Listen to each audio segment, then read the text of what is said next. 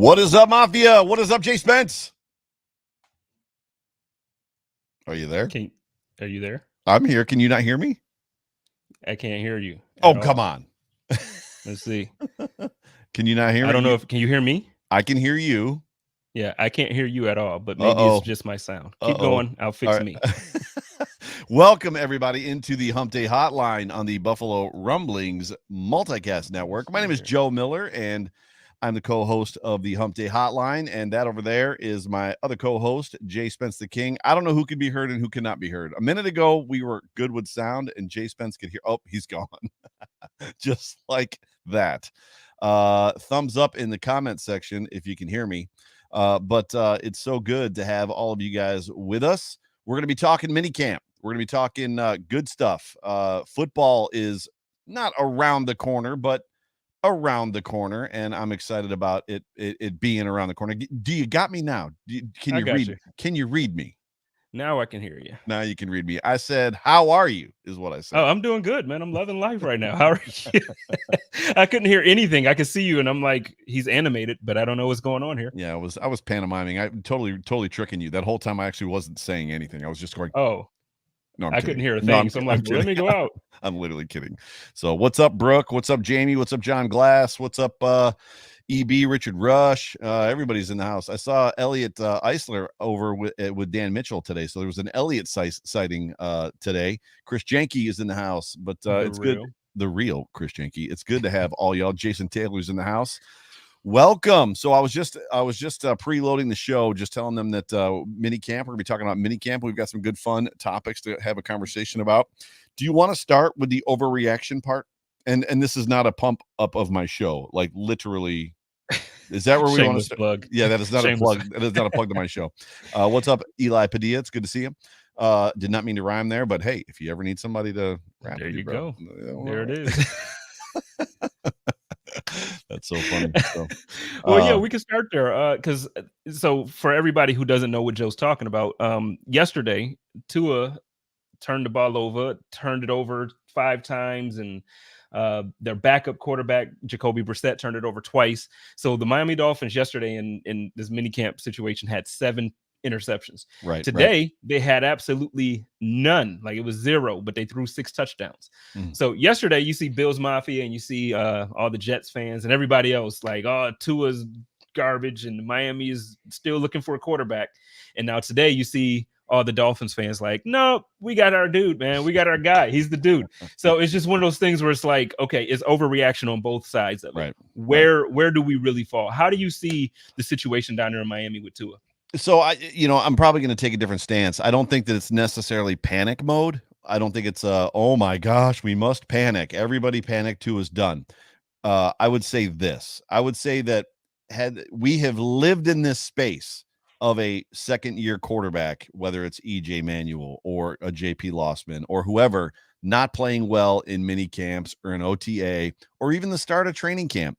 And we have seen and heard all of the sports talking heads in Buffalo come down on him, right? And talk about how bad it was. And like there was the one, I think there was EJ Manuel, Howard Simon, I think still talks about it when EJ threw the ball into the tent at training camp. Like he missed the receiver so bad it went into the tent. I would say this. Tua is not Patrick Mahomes. At this point, Tua is not Josh Allen. So is there a reason to be really concerned? Probably not. Is there a reason to be semi-concerned? Maybe. And as far as for me, the difference between yesterday and today, what we don't know is what meetings they had, what they talked about after practice yesterday and before practice today, and what they changed. Because it very much could have been well, that didn't work. So today we're going to do this. Right. Very true. But so I take the other side, like the same argument, but then take the other side. Who's to say yesterday they weren't like, you know what, let's just try to force these plays to see. Oh, sure. Like, you know what I mean? So like it really could have been like, hey, all out, we're just going to throw 5 bombs in a row. And if our cornerbacks are good, which they are, their cornerbacks and their safeties are really good down there in Miami. Good. So it could be the same. I agree with you. I think that that's a very good take to have. The part for me is I do think it is a whole lot of overreaction, but I'm with you. to that point, literally to that point, you can have the conversation about Josh Allen forcing the ball to Emmanuel Sanders today. There was a lot of reports. Marino talked about it. Sal talked about it. A lot of reports today about Allen forcing the ball and not on script and not on script, not on the same page or in rhythm with Sanders. And how do you get on the same page with a new wide receiver? You throw the ball to him. Right? Just keep doing it. I mean, there was a couple balls that he almost got picked off. There was a couple bad passes. There was a couple times when Sanders was not where he was supposed to be, and it looked a little bit like, maybe Trubisky had a little bit of a better day. We all know that Mitch Trubisky is not going to be the quarterback of this football team. He's not. This is Josh Allen's football. I mean, it would have to implode. The wheels would have to completely come off. So, but there's other things that we talk about too when it comes to overreacting. I think for me, and it's potentially a borderline overreaction. I think for me, another good sign, another great thing that we're seeing is that the defense is in front of the offense. Every year except last year, when there was no offseason activities, there was no mini camps, there was no training camp, the defenses all came into the NFL behind the offenses. And generally speaking, almost always the defenses are in front of the offenses. And it seems like that energy piece, that cohesiveness, the connection, that the defense is way out in front of the offense right now, which to me is where I want to see that defense. I want to see that defense competing with this offense all the time and coming up big, not because I think the offense is going to struggle or be bad, but I think it speaks for good things to come for us defensively. Agree?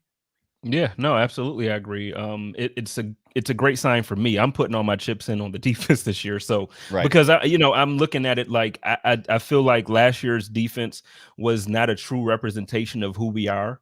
Not just because Star was out, but obviously the injuries that we had, just a bunch of different factors that played into the performance of the defense at the beginning of the season. I think they gelled towards the end of the season, but what I'm looking forward to our defense playing top notch from week 1 all the way to week 18 now, because I just feel like, when you're looking at the way, so last season, obviously we had issues defending the run, but we had issues, in my opinion, defending the run the year before when Star was there. So that to me, it's not just about defending the run. The reason why I want Star back, and the reason why I think most people who care to have Star back, is because he's going to eat up some double teams, or he's going to free up Ed Oliver to do some things that he hasn't been able to do last year. Or even now our rookies, we got 2 explosive rookies that, honestly, man, I was so disappointed during the draft. I think I was completely wrong about Greg Rousseau. And I'm telling you, the way the defensive line is going to shape up, I see him getting like a ton of reps. I see him towards the end of the season. I don't think one of those defensive ends that we have on the roster will no longer be the starter. So I'm not going to say which one I think, because I don't want to get yelled at tonight, but I'm sure you can kind of take that hint and kind of run with it. But no, for sure. And I mean, as it pertains to overreacting, there was already a report out on Twitter by a Twitter guy that Rousseau is a project and he will absolutely not have any success this year. And I responded oh, so we're talking absolutes already. Talking he's wrong. I'm gonna just tell you he's wrong. Well, the report from camp today from Marino was that he actually beat Darrell Williams a couple times. And to me, you've heard me say that I think Darrell Williams was the unsung hero of that offensive line. He was probably one of the most solid linemen we had, right next to Deion Dawkins the entire season. Yeah, I'm excited. I'll take that statement a step further. He was probably one of our most consistent players on the team, not just offensive linemen. If you're going to grade players top to bottom on the roster, I think performance-wise, you have to put him top 7. Agreed. No, obviously you have the Josh and you got Stephon Diggs, but no, Darrell Williams, man, he was one of our top guys last year. So you're getting beat by a rookie, and granted, it's minicamp. Again, I don't want to overreact like the Miami Dolphins fans and the the Ravens fans. Have you the Ravens organization? Have you seen this report yet from Eli? Well, I think it's fair. Actually, I'm on the side of the organization with this one, because I think what happens with the media, they take certain, I'm sure that day when he threw that pass to Sammy Watkins, I'm sure there were multiple passes that he threw that they could have said, hey, this is a good throw from Lamar to new wide receiver Sammy Watkins out in Baltimore. Instead, they threw they put the one out there that was like Like the ball was, and it made Sammy look good. It made him look young again, like Buffalo Sammy. But no, I'm with them. Protect your quarterback, man. Don't let the media ruin and talk about your people like that. It's just so weird. Like, yeah, no more film at practice because we don't want anybody to see the ducks that our quarterback. He doesn't exactly. I mean, there's certain areas in the field he's usually pretty consistent, but he doesn't throw a great tight spiral. And Josh doesn't always throw. I mean, Josh doesn't throw ducks, but he doesn't always throw the most perfect tight spiral either. I mean, he's not. Peyton used to, Rodgers and Brady throw tight spirals. It's just a different no, man. Josh, I think when Josh is like forcing it is one thing, but like when he throws it, man, that thing is pretty coming off. Like he just is literally a flick of the wrist, and it's so impressive to watch, man. Like I love watching Josh Allen throw the football. It's a beautiful thing. Yeah, for sure. And to Richard Rush's point, in that Pittsburgh game, Darrell Williams did a great job by himself on Watt. And we need to have a conversation about it just because of the fact that originally they were giving him help and Cam Hayward was destroying our offensive line. So they slid that help in the second half over to the guards and just said, Darrell, you got TJ. And Darrell was like, I got this. And he did. He shut him down pretty much the whole entire football game. What's up, Robbie? Good to see you. Jay Spencer just interviewed Akeem from Built in Buffalo. I like the shirt.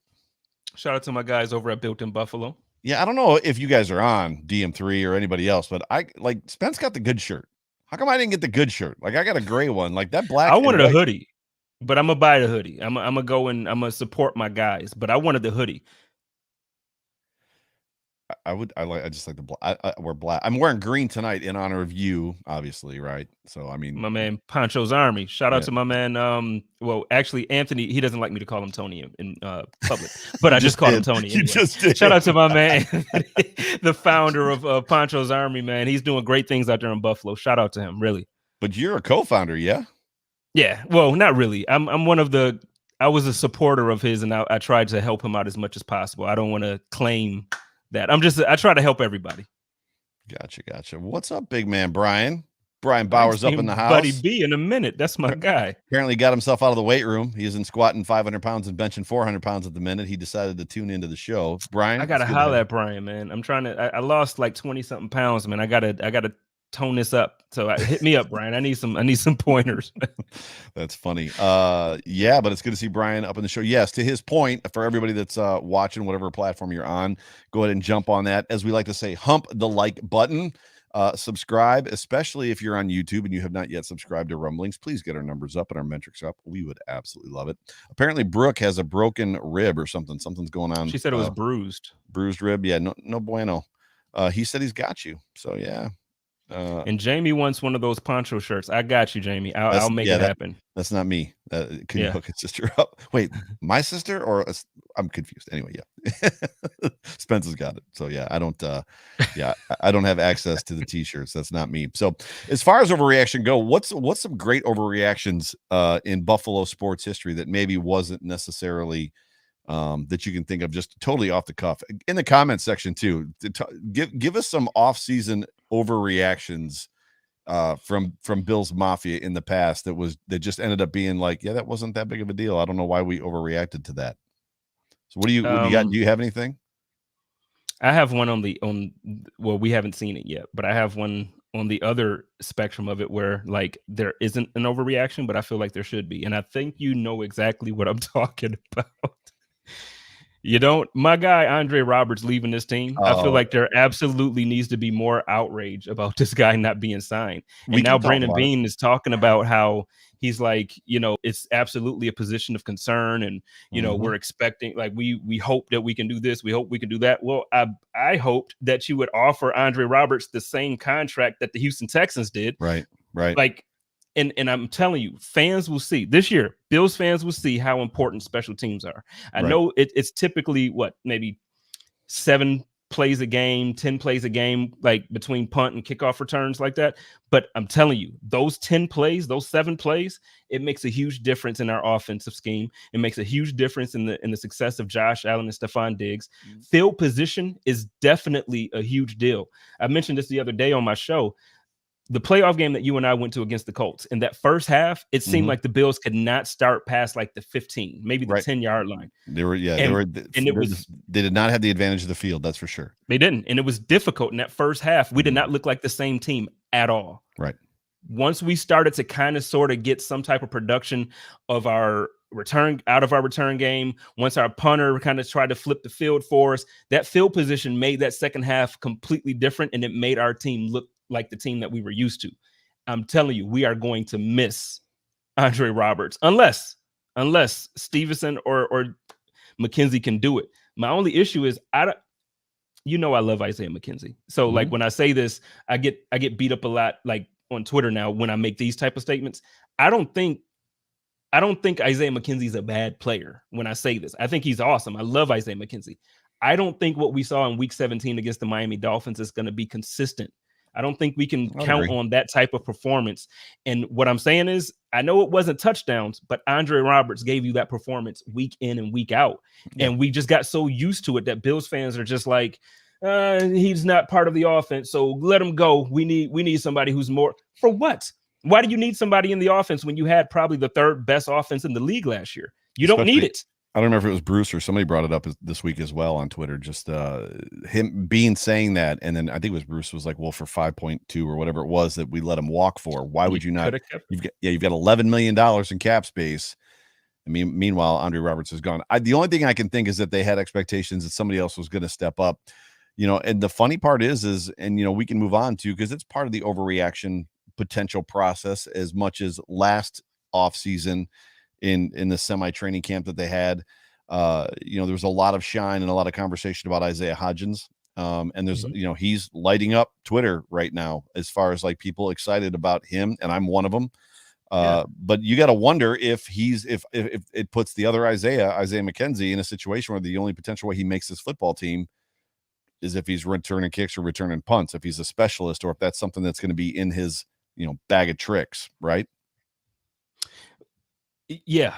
And that's the part also about McKenzie, though, because the thing is, when you're saying like, and I was reading the comment while you were doing that too. Chris Jenke was talking about how having Roberts return a kick to pump up the team as they take the field really help pump them up. But as far as where you were going, again, I think Isaiah McKenzie is awesome. But now this year, say he wins the return role, he's essentially going to be exactly what fans were complaining about from Andre Roberts last year, because all he is the jet sweep guy. Right. And now he's going to be the jet sweep guy that returns punts and kicks, which is okay. Maybe because they've got Breida, because they've put speed, got Breida, they behind the quarterback. Stevenson. Right. So maybe they might say, you know what, we got Breida, we don't need Zeke. They might say, you know what, we got Stevenson, he can return punts. No kicks. So who was it? Somebody was talking to you and me and told us that Stevenson is not a punt returner, right? He hasn't done it. Right. He in college he hasn't done both roles, but I do believe that from what I'm hearing, and this don't quote me, guys, I'm not like an insider, but I've been talking to some people. It sounds like he's trying to win both roles, so it looks like he's putting his efforts out for that. I don't have, what, I'll ask like Matt Marino or Mookie, we'll reach out to somebody and find out if that's the case. But like I said, as much as we love Isaiah McKenzie, if he makes this roster, it's going to be because he wins the kick and punt return duties. Yeah. If he does, he's going to be a gadget player, just like Andre Roberts was last year. Yeah. What do you make of the Isaiah Hodgins hype? It can't be coincidence that it's 2 off seasons in a row. I mean, we know that he got hurt last year and he didn't get to play, but even last year they were talking about him being ahead of Gabe Davis, and we know what Gabriel Davis did last year. But what are your feelings on that reaction as far as, and I'm to blame. I'm stoking that fire too. So that's your guy. Yeah. I'm on Twitter stoking that fire, but what are your feelings on that, on those reactions? I don't think it's an overreaction at all. I think there's college film that we saw from him that made him a prospect that the Bills were excited about. And then last year we saw some potential, but we didn't have preseason and he got injured and all that stuff. I'm excited for the preseason. I want to see what it looks like when he's wearing, I want to see him out there, even if it's just a couple quarters, whatever. I want to see him. Let's see him against some defense, make some moves, create some separation. I think he's going to make this roster. If you really want my opinion on it, I think that Isaiah McKenzie is the odd man out. Yeah, it'll be obviously Duke. Duke is going to be gone from this roster, but yeah, I'm not even including Duke in conversation. right. Well, he was out there. I know that he was at minicamp, so he's still on the team. Okay, but we're all going to get to see Isaiah McKenzie on June 27th because Bruce is Mr. Exclusive. Spence gets all the exclusive interviews. However, I have landed Isaiah McKenzie to be on the overreaction. Isaiah Hodgins, thank you, to be on the overreaction podcast June 27th. So he's going to be joining me. I can't believe I got the wrong Isaiah in there. But Isaiah's going to be, he got my back. If you didn't have me, Chris Janke definitely was going to correct me. Thank God for Chris Janke. Like legit, thank God. But Isaiah's going to join me June 27th. He'll be back home in Oregon, I believe. And he's going to join me right here on, not here, on Sunday nights at 9 o'clock, June 27th. So if you want to learn more or get to know Isaiah Hodgins a little bit, make sure you mark your calendar and tune in for that. That's going to be a ton of fun. I'm super excited about that. So I can't wait for that, man. Yeah. I was in bed last night because I hit him up last night and I was in bed after he was like, yeah, this sounds like a good idea. And like the questions were just coming to me. And you know how that goes as an interviewer. It's like, what am I going to ask this guy? And they were just literally coming to me. And I was like, it was dark. Like the lights were off. Beth was asleep. And I'm like, I've got my phone in my front of my face. I'm just like typing questions. I put it down and another one would come to me. I'm like typing another question. So yes, I want to find out what Anthony's talking about here, though. Like, we can keep talking about what you're talking about. He said we need to pump the brakes just a little. So I want to know what you're talking about, Anthony. If you can kind of let us know, fill us into this conversation. But yeah, I'm excited for you to get that interview, man. Isaiah, first of all, like I said, the Bills were excited for him for a reason. Well, hang on a second. I'm gonna invite Anthony into the show. What do you think of that? Yeah, come through, Anthony. I'm sending you a link to your Twitter, Twitter whatchamacallit account. So, and you can jump on and tell us, you can give us the let's pump the brakes. Yeah, let's pump the brakes. So it's coming to you. So bang. So when you're ready. As far as Hodgins, man, I'm excited for that episode for you to have him on because I know you're going to ask some great questions, but the thing is, I want to know from his perspective, last year, what it was like for him being a part of the team that made it to where they made it, and he couldn't really contribute. And I know it wasn't even it wasn't even a lack of, don't forget what you're gonna say. It wasn't even a lack of contribute. He was separated from the team because of COVID protocol. Right. He was in Buffalo, had to be in Buffalo, but was isolated from the team. So yes, keep going. But yes. Well, so I mean, just all of that. You got drafted during training camp or during mini camp, you made some noise and people were excited and the whole city was like, okay, we want to see this kid. The guy that got drafted lower might be better than the guy that got drafted higher. So like everybody was excited, and then the emotional roller coaster to like not even be able to be with the team, but you're in Buffalo, but you're not, like, you can't even be with the team. I just I'm curious to see what that perspective is like from him. Yeah, I'm excited. He brings a different element. I love the words and the things that Josh Allen had to say about him being long, knows how to use it. He's good. He's quick in space. He uses his length well. He's got a great catch radius. We obviously know the highlights, to Chris's point, just as far as, he doesn't watch college ball, but he's seen the highlights. He's got an amazing statistic inside the red zone. I can't remember how many targets it was, but he only dropped one of those targets out of every time that the ball was thrown to him. He just brings a different element. He's 6. I think it says he's 6'4". I don't know how tall he actually is. He's a big old boy. He's lean. He's skinny. So the thing I like about him is too, he has game quickness. He might not like be quick, like, I don't know his 40 time, I don't know all that, but like when you watch him, or at least his film, he's just quick with certain movements that will absolutely help him free up, and he's going to be a big target for Josh Allen, man. It's going to be fun. And that's it. Well, that's what we need, right? Is red zone targets. I mean, especially if we're going to be in a situation with this team being where they have been in the past, in the sense of like the tight ends not necessarily always coming through. Now, we had more success last year with Tyler Kroft, obviously in the Rams game, and Dawson Knox got some catches, and Lee Smith. However, Josh is going to be leading that guy. So do you want to introduce him, or would you like me to? I do, because this dude right here is the biggest deal I know. Like, first of all, I just need you all to understand, this special guest that we're about to bring in here right now is the man with not only the plan, he's the man with the master plan. I'm going to bring my guy in, Mr. Anthony Marino. What's going on, boss man? I don't think I can live up to an introduction like that.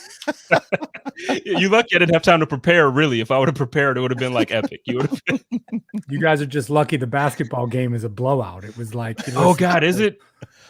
That's funny. Sixers are stomping the Hawks. Oh man, I was really hoping the Hawks would pull through on this one.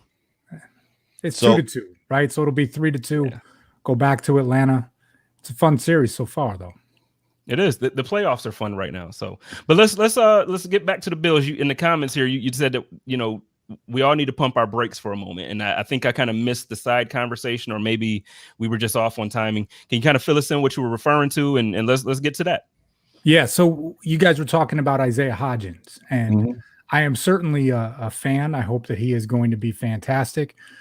But all we've seen from Hodgins so far, right, is like some early buzz last year in training camp, which was very positive. Unfortunately, he gets hurt, goes on injured reserve. And now we're, a couple OTA practices in. Of course, when you hear great things from guys like Matthew Fairburn and Sal Capaccio, Matt Marino, guys that are there, you love to hear that. But for me, it's always just like, okay, let's pump the brakes just a little bit, because it's easy for people to get excited, right? 6th round draft pick. Liked what we saw out of him coming out of Oregon State through the draft process last year. Thought he actually would have gone maybe a couple rounds earlier. But I look at that wide receiver room, and I'm still thinking to myself, it is going to be tough for guys to make this roster. And I wrote the pump the brakes comment, and then Jay Spence said that he thought Isaiah McKenzie was going to get cut. And that to me was a little bit like, I know your team, Andre Roberts. I know that's your guy till the day that you die. But I look at Isaiah McKenzie and what he brought to the offense last year. He is going to need to continue to do that. Marquez Stevenson, that we like the potential that he could bring as a speed guy, but again, a 6th round draft pick, right? If teams looked at him and thought that he could make that type of an impact, and you've got Isaiah McKenzie, who scored, I think it was 7 touchdowns last year between special teams, as a receiver and as a quarterback, right? One passing touchdown last season. So for me, that is a guy I think is, I don't even want to say underrated, because I think he is a true fan favorite, and many look at him and what he brings. So I would love to see Isaiah Hodgins be fantastic, but it is going to be some stiff competition. And I just need to see a little bit more than, a couple snippets from a couple of OTA practices with no pads. I mean, we've seen Des Lewis and guys in the past that have caught our eyes or been those OTA favorites. I hope he's fantastic. Obviously, I just need to see a bit more. Yeah, so I don't know when you necessarily tuned in as far as to the show. I don't know if you were in from the top or if you came in a little bit late. And I pretty much came in right as you guys were perfect. We're going to make the roster. Perfect. So for context, we were literally talking about overreactions in minicamp and OTAs and stuff like that. And so we talked about Tua. We talked about Josh obviously having a little bit of a bad day forcing the ball to Sanders. We talked about overreactions to the Ravens, canceling video. You can't take video of Lamar anymore in practice because they don't want that getting out because he throws ducks all over the football field. So we were talking about overreactions, and one of those, and I admitted, rightfully so, between obviously Joe Marino's pod about keys to sustainability as far as winning, who has what, and I got Isaiah because I was one of the ones that Isaiah on my list. He was number 10 on my list. Do you feel at this point that that's somewhat of an overreaction that we're getting excited? Because for me, when I think about even the past, a receiver that resembles this situation for me is Stevie Johnson. Stevie Johnson came out of Kentucky, had incredible numbers at Kentucky. We drafted him in the 7th round. Literally everybody, the conversation was, this kid ain't going to make the roster. And if he does, he's going to the practice squad, and then he's gone. And I remember back then, all of the talking heads, whether it was Biscaglia or whoever it was talking back then, they were big on what Stevie was doing in camp, rookie camp, and then mini camp, and then training camp, and all that. For me, there's something about when the media types, when the media guys see it, it's just there's a little bit of a different story there versus the fans or us. Clarence Coleman, right? So what happens in a preseason game? Do you remember Clarence Coleman and how we were all like, oh my God, this kid's amazing, because in preseason games he was on fire, right, and didn't even make the team. It's he was the best wide receiver we had. I think it was there was a Bledsoe year. He was the best wide receiver we had that whole training camp year, that whole preseason year, and did not make the cut. And it's just what happened? right? So basically, I'm overreacting to your overreaction. Is basically how we sum this up. This is what happens when you don't join the show from the jump. It's Good. interesting though that you use Stevie Johnson as an example, and I tend to agree a little bit more. And it's one that Sal Capaccio put out there. But I was when wrong. you look at the build, Corey you Coleman. see who he is. It is David Nelson, the former undrafted free agent that played with Stevie Nelson, right? They called themselves the Goon Squad with Donald Jones. Yep. Right. Those two guys being UDFAs, and having that similar type of build, being dangerous out of the slot, 6'5", 6'6", that slender build. That's a comparison that Sal had made, and I certainly see that. And I was a huge David Nelson fan.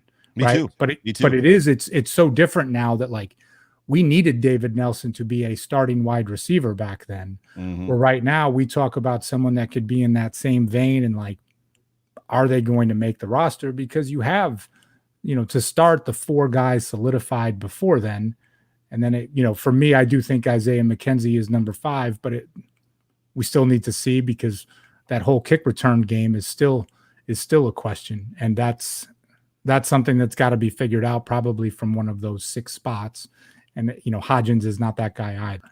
Yeah. I do want to also throw out there too. Like, so first, you're right. I'm not trying to say we should cut Isaiah McKenzie. What I'm thinking is the way the team is built with the depth that we have, I think that he's valuable to us, but he's not as valuable as he's been in years past because the team is so deep.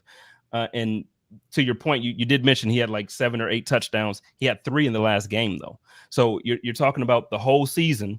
And then he really bumped up his stats there in the last week of the season when he had the punt return, the 2 receiving touchdowns. So while I agree with you, I just don't think his value to the team will be missed as much, So, but Joe, I think you were about to throw something in there. Oh, and then I started saying hi to Daniel. What was I going to say? That's the problem with the comments. Like you were talking one time and I'm in the comments and I'm like, oh yeah, you're done talking. I got to know what you're talking about. I remember what it was. So yes, to your point, Anthony, just about the guys in front of him and where he is slotted. One of the questions. So I just announced that I'm going to have Isaiah Hodgins on my show on the Overreaction Pod, June 27th. So I'm excited about that interview. And one of the questions that I'm going to ask him is similar to a question that Spence asked Isaiah McKenzie last year when he interviewed Ike for the first time, which is, you walk out on the practice field, Isaiah, and Stephon Diggs is standing there. Emmanuel Sanders is standing there. Cole Beasley is standing there. And we haven't even gotten to number 4, which is Gabe Davis, who could potentially be a number 2, number 3 on another team. Like, what is that initial reaction, right? I mean, where does that put you mindset wise? And Ike had a great question or a great answer. If I'm not mistaken, you can correct me, Spence, but he was like, it causes me to raise my game. So instead of cowering in it, instead of being, and it's funny because I'm sure all 3 of it, I know I played sports and Spence played sports. I'm guessing Anthony played sports as well. I remember moving up levels of leagues, and it's happening to my daughter. My daughter plays soccer. And she's 14, but she's playing in the U16 soccer league. So she's an 8th grader on a team with 9th and 10th graders. And literally last year, when she was the older kid, she was the most dominant player on her team, on her soccer team. She moves up to the 9th and 10th graders, and she's an 8th grader. And I'm having conversations with her on the car on the ride home. Baby, what's going on? Why are you not aggressive? Like you're a shell of yourself? What happened? And she's like, everybody's bigger than me. I don't know what to do. They're all fashioned. Does that make sense? So I'm interested and excited to hear his response. And I know probably what the answer is going to be, but I'm excited to get inside the head a little bit. Right. But I do think a big piece with this, and I talked about it on my show last week, and, all the time in the past, we would look forward to preseason football. And then about 15 minutes in, you're almost like, why was I so excited? I mean, you still have it on, but then you go 2020 with no preseason football. And you don't get to see Tyler Bass kicking in the stadium, until that opening day, or what AJ Epinesa looks like, or Jake Fromm getting some snaps, Zach Moss getting some carries. Now we look to this year, we get to see all these guys, right? You get to see Hodgins, you get to see Christian Wade, you get to see all the rookies from the 2021 class, the undrafted free agents, the guys from the practice squad last year. Like, It is really going to be a different level of excitement just because you get to see these guys for the first time. And maybe we took it for granted in the past, but Isaiah Hodgins is a perfect example of, especially with this early buzz out of OTAs, everyone is going to be looking for him in those games. And oh yeah, I'm here for it too. Oh yeah, and it's, to me, and I don't know if you guys got to follow up with the Marino podcast as far as why I felt he was so critical to the sustained success of the Bills going forward, winning success. For me, if they can strike gold with that 6th-round pick of Isaiah Hodgins, so that when they move some of these older receivers off the roster, Emmanuel Sanders, potentially Cole Beasley in the next year or two, the draft capital that saves them by not having to go wide receiver early is enormous, right? Because now you're talking about going trenches. D-line, offensive line, linebackers, well, big. I think we already have gotten more production than we expected out of, like, if you're looking at Gabriel Davis alone. I truly believe this year he's going to be our second, like he's going to be our number 2 wide receiver. I know we brought in Emmanuel Sanders, and I know his contract would probably lead you to believe he's going to be 2nd or 3rd, and Beasley will probably be 2nd, but no, I'm telling you what I've seen last year as far as the development from the beginning of the season to the playoffs, and then even now, the things that we are able to hear and see from training camp and minicamp, I'm thinking that Davis is going to, I really do. I think he's going to surprise some people. Not Buffalo, obviously. We always think our guys are the greatest, but I think he's going to surprise some people around the league, and he's going to be that number 2 guy on the roster. Yeah, Rush said that we're always looking for the underdog, and Hodgins would make a great underdog story for Buffalo, and he would, right? I mean, he would. So going back to what Jay was saying, though, last year, Gabriel Davis was that guy with some early hype. And I had Jeff Sharon, who does the UCF podcast for SB Nation. And he came on the show and talked about, because people were really just out of their minds excited for Gabriel Davis. And then here's a guy that got the opportunity and lived up to that hype. I mean, you think about different stretches with him, just the toe tap catches in the wild card weekend game. We were there. Colts. Spence and I were there. Spence and I were there. Right? I mean, so I couldn't even imagine what it would have been like for you guys sitting in the stands, looking up at the Jumbotron for an instant replay. I'm standing, like, literally squinting at the big screen, right? Hanging up, just looking and just saying, I can't tell. And you look at what he was. Jay, I completely agree with you. I mean, it could be, you talk about breakout candidates for this season. I mean, it could be the breakout candidate to 1,000-yard type of receiver. Absolutely. 10+ touchdown receptions, right? As that red zone threat. Steph Diggs is going to get so much more attention. I'm excited for it. Maybe that's my own overreaction. I got a bunch of them, but that's one right now. I mean, he can really make that big step. No, I agree. I agree, man. I think like when you look at Gabriel Davis and just what he's done, and you're talking about those toe taps or the toe drag swags or whatever they call them now, like it was back to back. Like he literally did it one play on the right sideline, and then he did it the next play on the left, like literally back to back. And they were important plays, big plays, very important plays, very important plays. Like those catches led to a score that basically, I want to say, sealed the game for us. Yeah. Like I know, obviously there were some scores back, but what I'm saying is they weren't able to catch up.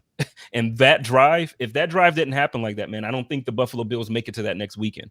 Yeah, I totally agree. What are so we're talking about overreactions. What are your reactions, Anthony, to Spence and I were talking a little bit about this as well, about the defense seemingly ahead of the offense, which we normally see early in camps and training camp, that the defenses are ahead of the offenses. What's your reaction to that and the potential that this defense might be hopefully returning to form? Yeah, I am here for it. And my overreaction ties to Gregory Rousseau. Ooh. And the reports coming out of camp today that he's got something there. Yeah. Now, again, OTAs, like, pump the brakes, Anthony. Don't get ahead of yourself. But it does go back to when you talk about those way too early 2020 mock drafts, and you think of his 2019 season and the player he was, he would have been a top 10 pick. And he sits out the year, understandably. We've heard all the reasons why, and complete respect for that. But what if he is that prospect that would have been a top 10 pick in the 2020 draft?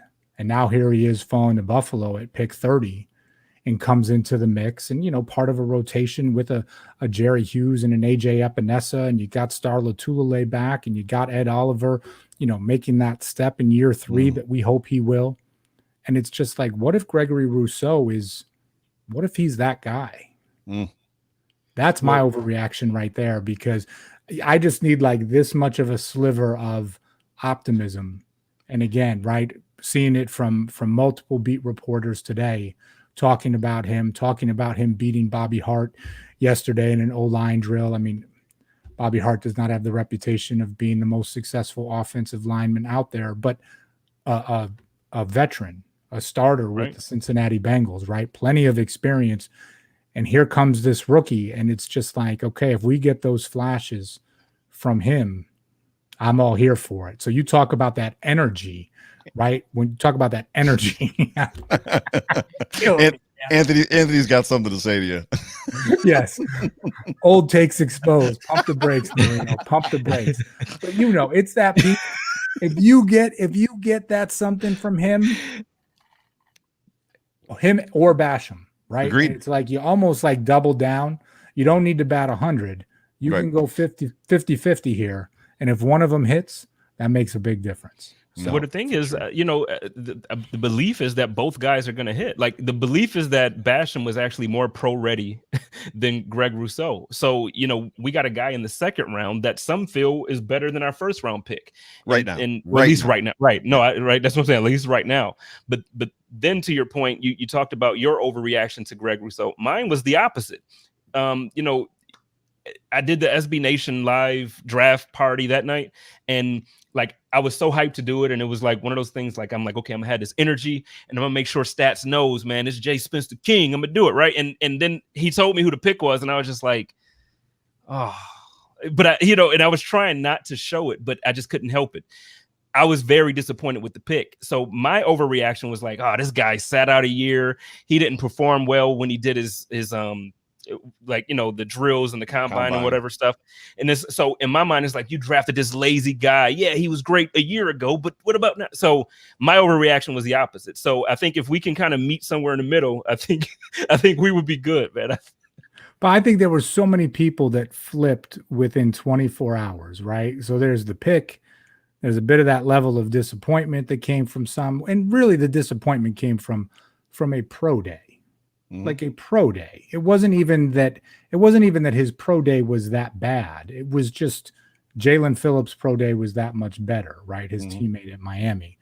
But then all of a sudden you see the picture of him, going to shake hands with Sean McDermott and Brandon Beane, who look like a couple of 7-year-olds standing next to him, right? I mean, all 6'7". I mean, you understand why they call him Groot. You see the interviews. He talks about, just being super excited to be in Buffalo, and like, oh wait, his parents used to live in Buffalo. All of a sudden people are excited. He's doing an interview with Bruce Smith, who's giving him a video message. And all of a sudden those same people that the night before who were tired, a little disappointed, right? All of a sudden looking at it, it's like, no, I like this guy, right? He's a guy that you can root for, and the personality lends itself to that. So I agree, Jay, right? Meeting in the middle someplace, but I think there were a lot of people that found themselves meeting in the middle within that first 24 hours after he was picked. I'm just coming around to it. I'm getting there, because I think for me, the disappointment for me came on the offensive side, and it was just because I felt like we didn't move the needle to get closer to the Chiefs or to get closer to the Super Bowl champions Buccaneers this year. So I feel like, defensively, and I could just have the most horrendous take when it comes to this, but defensively, I feel like last year's representation of our defense is not the true representation. I think if you go back a year prior to that, I think we have basically most of the same players, like 95% of the same players, same coach, same scheme. I think we're more like that team. I think last year, injuries, star opting out, COVID, just like the uncertainty of every week had a lot to do with every team, not just the Bills. But I think for our team specifically, the defense really suffered from the uncertainty of the season. No fans in the stands. I don't see that being no fans in the stands was big. Absolutely. Offenses were able to do more without the noise on the road, and they were able to do all of these things. So defenses across the league suffered. Like it wasn't just the Bills, but I do think the Bills have a far better defense than we put on the field last year. So for me, again, I love Greg Rousseau. I love the fact that he led the nation or second, whichever it was. He was like second or first in sacks 2 years ago, and I love that Basham seems like this just motorized freak athlete that's going to destroy people. But I wanted somebody, I wanted a receiver, or I wanted not that we need one. I wanted a running back. Not that we need one. Like, our offense doesn't need it. It would sure be nice. I get it. And I think in a lot of ways, you talk about that feeling. That was my sense in the second round when the Bills took Carlos Basham Jr. And again, great player, can add to the team. I mean, you think of Hughes and Addison last year, their contract. I get it. But it was that same sense of feeling, right? Like, oh no, you just did this. Now you need to do one of these other things that can make the offense better. So I totally get that piece. I mean, you know, we all talked about Travis Etienne until we were blue in the face and wondering if that would have happened and what it would have looked like if he was on the board at 30. So I totally get where you're coming from. Well, Chris Jenke has a real good question for you. Oh, go ahead. Yeah, let me just respond. So to that point, I was very much in the wait, what? When we took Rousseau, when we took Groot in the first round. But I actually, when we took Boogie, that kind of flipped it for me. Oh, so we did get a guy that's going to have an impact this year. So to me, that almost covered it up a little bit. Okay, go get your guy. Take your shot. Get the dude that's the number one player on your board. As long as, you know, you're going to back that up with something that's going to help us this year. So my feeling was a little bit different. I was surprised edge totally threw me. I never in a million years saw that come in.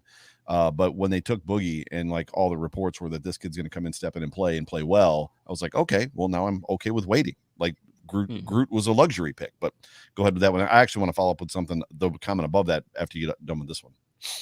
Okay, well, actually, we'll throw that one up first, and then we'll come back to Chris. So Kosh says that I've been hurt before. He's talking about Aaron Maben. I'm not ready emotionally to get attached yet. These things take time. Now, the thing for me with Aaron Maben, I didn't like Aaron Maben. This was my fear. This was my fear with Groot, because it was a very similar story. Had a 1 year flash in the pan. Maben that last year at Penn State was all the rage. Well, hit 10 or 11 sacks, came out of nowhere. Like a high motor guy, long, lanky, and we all know what Aaron Maben turned into, right? An artist smoking weed in a flat somewhere in Cincinnati. Is that where he lives? And wherever he's at, like he's an artist now. Yeah. So I wasn't a fan though, and it's not because of his performance. I wasn't a fan during like when the draft happened. Like, you know, just bringing him in, it was like, oh no, this is awful. And then I was proud back then because I wasn't as into football as I am now. So like to be right about something, I was like, see, I told you. But no, he was absolutely horrible, man. But Chris, my man, the real Chris Jenke says one thing I don't hear anyone talking about with last year's defense not playing well is Lorenzo Alexander's retirement. Do you guys feel like losing him affected our defense? Yes. What you think, Anthony? Yeah, I mean, the thing that stood out to me most with his retirement was from a leadership standpoint, and he was clearly that vocal leader. Mm-hmm. He filled the shoes that Kyle Williams left retiring the year before. And I know when those guys left, they said, you know, like, hey, we haven't done our job if there's not a Tremaine Edmonds or a Micah Hyde ready to fill those shoes, a Jordan Poyer. But when you talk about the level of leadership, at least that I would always see from someone like Lorenzo, that stood out. And yes, he was a chess piece on defense. You'd see him in coverage. You'd see him line up at defensive end. He could line up at defensive tackle.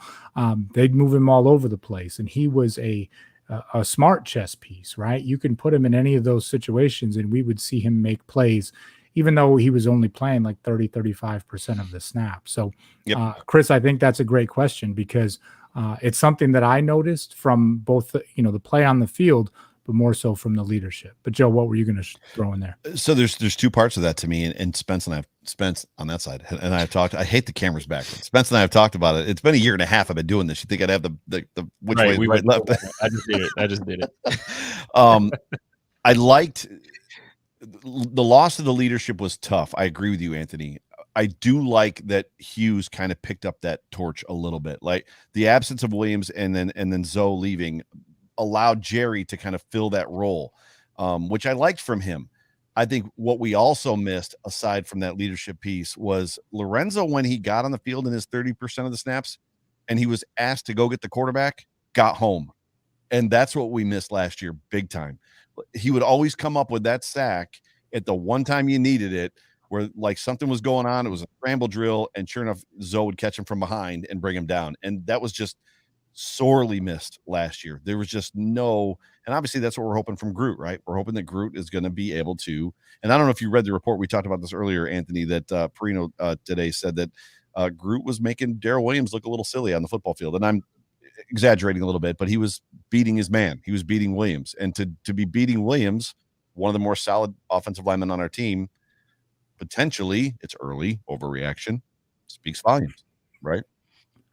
I missed that part too. So like I said, I just, I joined late, threw a couple grenades into the mix and took things out of context. So. Yeah. Well, so, just a sidebar on that conversation too, as far as the Lorenzo Alexander talk.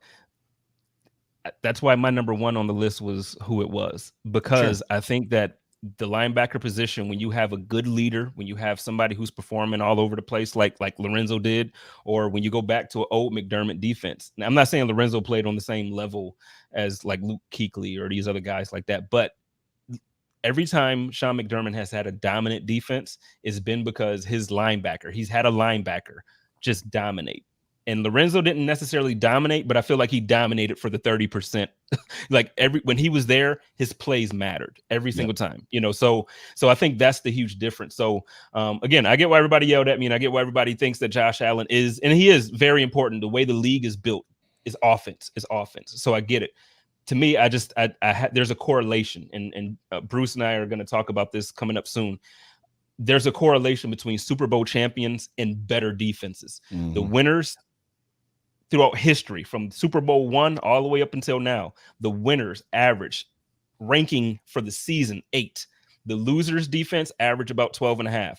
Offense is worse than the defense of the winner, on average. So like, I understand like Bruce and everybody under, like they have these charts and it's like, no, the quarterback is the most important position and offense is, it's very true. But I keep going back to the same examples. To me, my personal all-time great quarterback, I think I've never seen a guy play the quarterback position better than Aaron Rodgers. Personally, I think Tom Brady is there, but I think Tom Brady had the defense that I'm talking about. So you see all the Super Bowls. Peyton, he has 2 Super Bowls. The 2 years he won them, guess what his defenses were? I rest the case. I'm not going to argue with you. I'm speechless. I win one time. I win. That's funny. Got him speechless for once. But no, seriously, I just think that it is obviously very important to have the offense play well. But if Tremaine Edmunds can take that step forward and if he can be as effective as Lorenzo Alexander, but more, because he's on the field 85, 90% of the game. If he can be effective, dude, man, can you imagine what our defense, just what our team would look like if our defense could consistently shut people down? And people call me a Tremaine Edmunds apologist, but he is 23 years old, heading into his 4th season with 2 Pro Bowl appearances. He's younger than like 4 other rookies on the team this year. Absolutely. So it's, you look at it and he hasn't reached the potential yet when you have to make a decision on a 5th-year option or then talk about a contract extension. But playing through the injury last year, his development, like, I'm here for it. You can't not be. The Edmunds hate and the Dawson Knox love, when they're similar stories, in my opinion, is strange to me. Not completely similar, just as far as underperforming just a little bit. I know there's Pro Bowls on Edmunds' side. However, there's an aspect that it's just weird to me when the Mafia is like, I can't wait for Knox to develop. And like, are we done with this Edmunds project already? Like, really? But can we be over it? It's so weird to me. I don't get it. Can you, and this is not me being like, I'm not trying to debate here. I really want to know. Yeah. When you say underperformance, like, I still don't quite understand how he's ever, like, I understand last year he got injured, but can either one of you, like, the underperformance? I'll say this.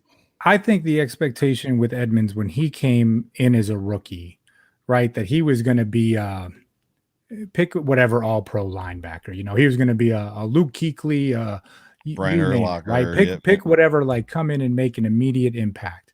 And when he came in as a rookie, he was 19 years old. And there were times that I felt like maybe he looked, when I say a little bit lost, right? Like, it just, sometimes maybe a little confused out there. Like things were moving quicker than he was processing. That happens to rookies all the time. So I do think from the time that he started as a rookie, there was a little bit of, oh, wait, this guy was supposed to be a Pro Bowler from like 5 seconds in. Now, that should never be the case. But I think there was a difference with some of those expectations that come sometimes with those higher draft picks. I mean, you could throw somebody like Cody Ford into that mix. And, you know, when we talk about expectations and people ready to run him out of town and just be like, oh, he's a bum. And it's just like, how can you say that? And I don't know, maybe it's just me as a fan, and, you know, people can say you're homerish or you're too optimistic, whatever. It's a lot more fun to look at these players and just say, hey, man, if they take this next step, Dawson Knox, if Tremaine Edmonds takes another step, if Ed Oliver, if Zach Moss, if Cody Ford, it's just a lot more fun as a fan than to just be that guy who comes in of just, you know, here's the rain cloud that anytime someone wants to talk about insert name of young player that hasn't lived up to their expectations yet. For me, that just doesn't work. But you know, everyone's got their own reasons why they follow along. That's just my personal preference. But I hear what you're saying, Jay. I really do. On the underperforming part, I think for me, I think what people see is his instincts haven't caught up to his talent. Does that make sense? So there's something that the Khalil Macks, that the Brian Urlachers, that the Luke Kuechly's do. There's a dissecting of the play. So as much as he has the stats, because he has the athletic ability, his body is equipped to do the things in the NFL that he needs to do. So he makes the tackles. I don't know that Anthony said it. He's not reacting. He's not reading and reacting, and he's swimming a little bit still, right? Versus, no, I know what's about to happen here, and just blows the play up, which I think is what the expectation is. There's just an expectation that he's just like, oh my God, he just destroyed that whole, which is what Khalil Mack does. Khalil Mack and he did it when he was at UB. I watched the UB OSU game, the Ohio State Buckeye game, and he owned that football game. He completely almost dismantled the whole entire OSU offense in that football game by himself, because he was on top of everything. He knew everything that they were going to do. And there's an expectation that Edmonds is going to do that. Now he still gets the stats because his body, he is just that stupid, crazy, talented guy. So it's a matter of like when the game slows down, when his instincts catch up and all that stuff. And he's 21. I mean, really? No, I get it. He's underperformed to our expectations. He's not really underperforming. So I got you. But he played, the stats are there last season. And that is not a part, like, you think of the injury that he sustained in week 1 and how the team looked before then and then after. And you knew, I mean, they talked about it in press conferences that, you know, that is not something that you just are going to be the same player that you go through with. You know, Milano goes on the shelf. You've got Edmonds playing hurt. I can understand, again, if people want to be disappointed, that's certainly their right? As a fan, you can do what you want to. But that's a guy that playing injured the entire season and doing what he could to help the team get to a 13-3 record. I'll applaud it. You know, for me, that's you want to talk about a blue collar team or trust the process or whatever all in tagline type of thing you got. He could have gone on the shelf. His agent could have told him, like, you're waiting for a 5th-year option. You're waiting for a contract extension. What are you doing? He played. Kudos to that man. All I know is Allen still hasn't found his ceiling. If he takes another step, if Edmonds takes a step, if Knox takes a step, if Isaiah Hodgins turns into what we hope that he potentially could be, along with Gabe Davis, you know, you've got Milano and Trey on this football team. Groot and Basham, like we're gonna start losing some beloved Buffalo Bills player. I mean, it's gonna be like when Biscuit left, and people are like, well, how can you let Cornelius Bennett walk out the door? And it's because the team is stacked. Like, we don't have room for all these players. Like, it's gonna be the next 4 or 5 years, if they keep drafting this way and these guys hit, which we expect them to hit, it's gonna be there's going to be some championships in there, but it's going to be interesting. And they're going to have to make some tough decisions, right? They're going to have to keep backfilling, which is good, which is always the challenge, drafted from that 28 to 32 spot and trying to find guys that, if Groot is that guy, finding those guys that are, going to contribute and develop, which the Patriots have always traditionally been horrible drafters.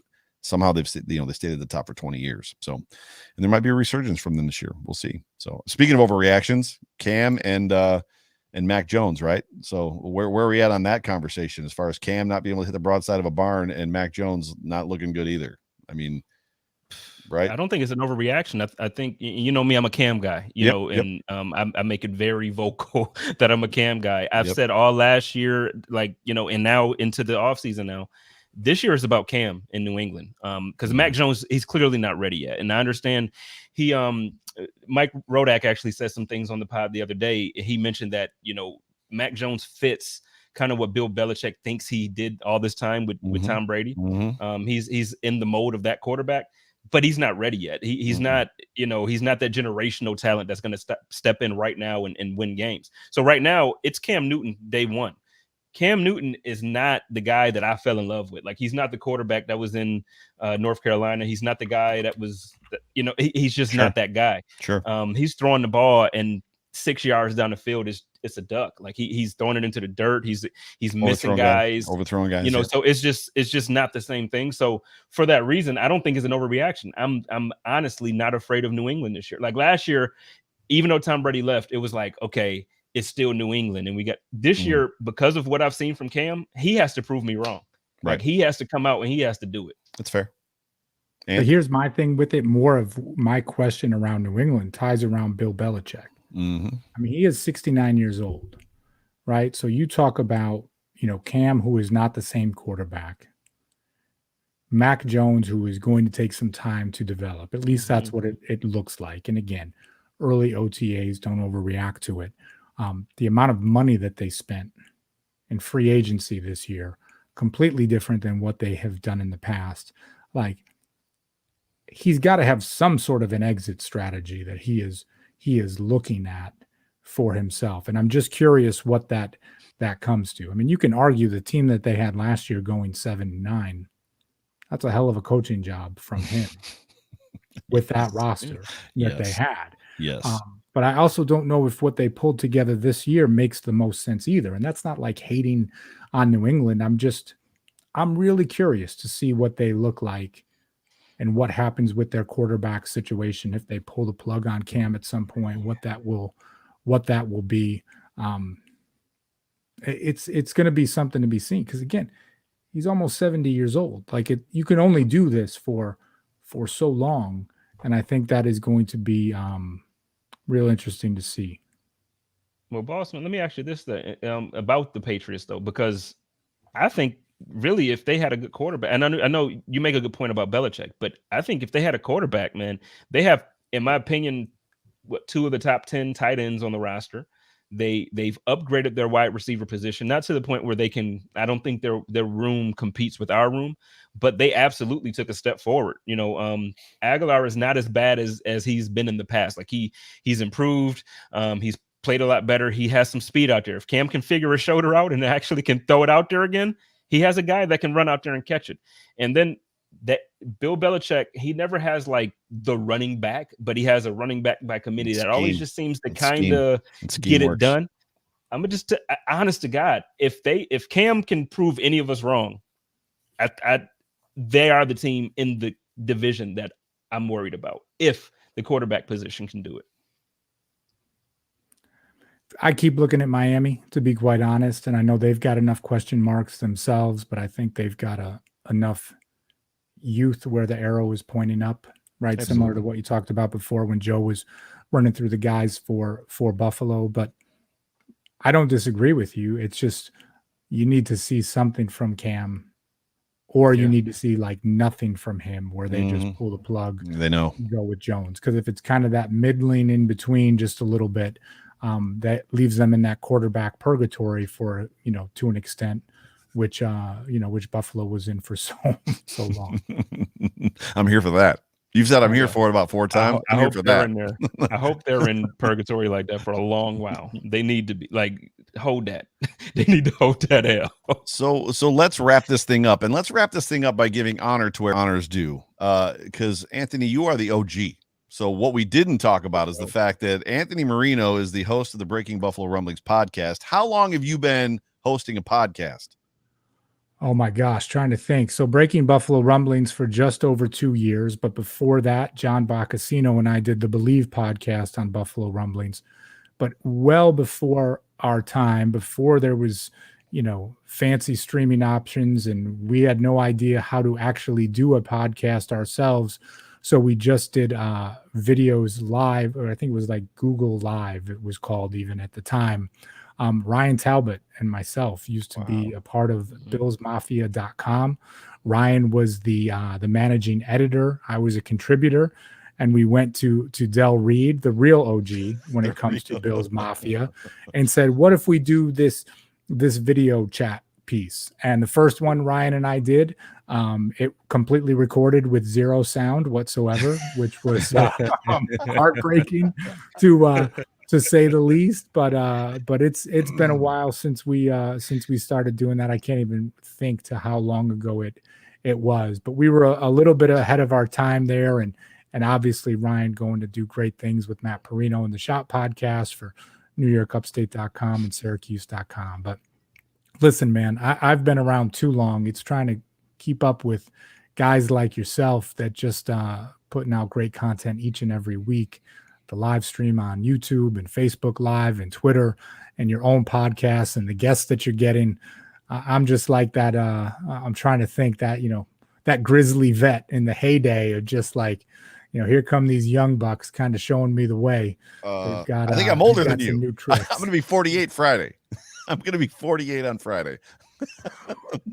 I'm talking conceptually here, Joe. Come on. But honestly, everything that you guys bring to Buffalo Rumblings since you have been here, kind of the expansion has just made it a lot of fun for all of us, and just appreciate everything you guys are doing. And I'm glad tonight that I jumped in without any context, literally logged in, and it was the first thing I heard you guys talking about. So, but it was fun to catch up with you guys for real. Yeah, thanks for being on the show. Totally awesome. So where can they find you on Twitter? Where can they find your podcast? Where can they find the Anthony Marino? You can find me on Twitter at Anthony Marino, and at BuffaloRumblings.com. Hit that subscribe button, and you will get all of our great shows. I'm pointing to Joe and Jay Spence here, Bruce Nolan, Circling the Wagons, Buffalo Rumblings Q&A, Believe, Jamie D and Big Newt. We've got you covered, honestly, 7 days a week. We are putting out new content because Bills Mafia wants it. So it's a lot of fun for all of us, and we always appreciate you guys listening.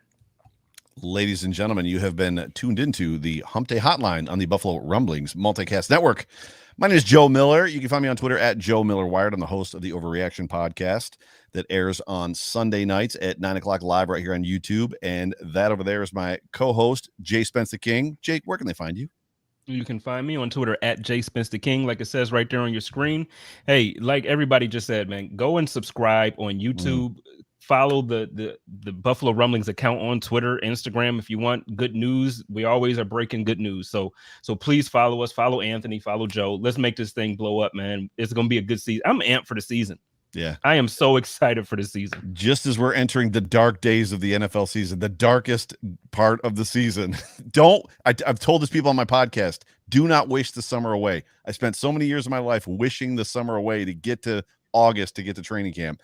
Enjoy the summer. Just enjoy the summer. So, but for all of us, love you guys. Can't wait to see you guys next week. Joe Miller, go Bills. Go Bills. Go Bills. Come on. I was like, come on, Anthony. Let's try that again. Go Bills. Go Bills.